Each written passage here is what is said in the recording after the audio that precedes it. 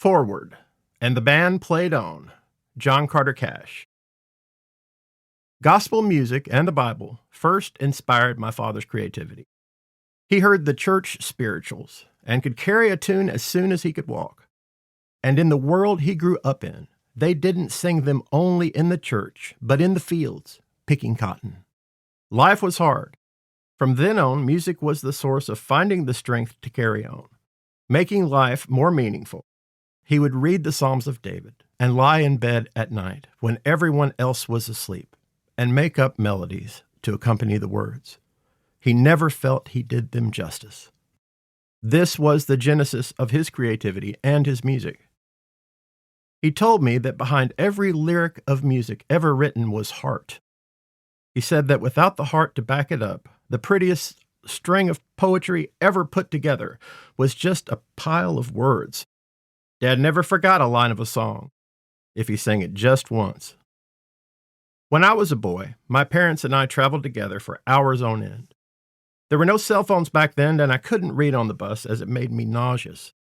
So I either stared out the window and watched the endless miles pass or made conversation. Sometimes Dad would break into song. I remember one day he sang a melody I had never heard before. Casey would waltz with the strawberry blonde, and the band played on. He'd glide across the floor with the girl he adored, and the band played on. "What's that song, Dad?" I asked. "It's The Band Played On," he said. "We had the Victrola 78 when I was a boy, but we listened to the music on the radio, not a Victrola. My dad wouldn't spend the money on both a radio and a record player. He kept the album on the mantle, in any case. It was one his mother had when he was young. He said the song itself was written before he was born, before the turn of the 20th century. I haven't thought of that song since I heard it when I was young, younger than you." I looked up. "How old were you?" "Oh, 6, I think.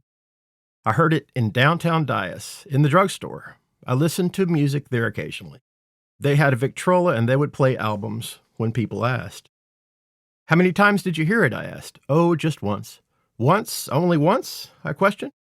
"Yes," he answered, "and I think I remember the rest of it." He then went on to sing every word of that song in perfect pitch, a song he hadn't heard since 1938. And so, music carried him on, as did his perfect recall for melody and word. But it was the heart that made it true, made it last. In 1955, when Dad auditioned for Sam Phillips at Sun Records, he and the Tennessee Two performed an original. The traditional-themed Belshazzar told the story of a prideful Babylonian king who got what he had coming to him. Sam wasn't interested in releasing gospel, though he did hear unique brilliance in my father's voice and took note of his style, charm, and charisma. Beyond that, Dad did something many others at Sun didn't. He wrote his own music and lyrics. From the very beginning, Dad stood out among his peers.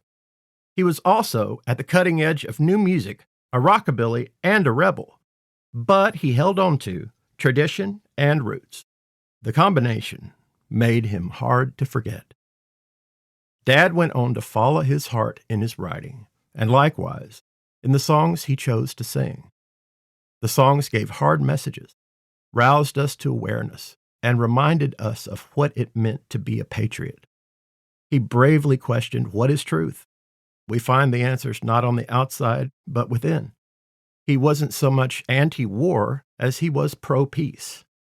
He did not hate the enemy or the fighter. He offered love to all he encountered.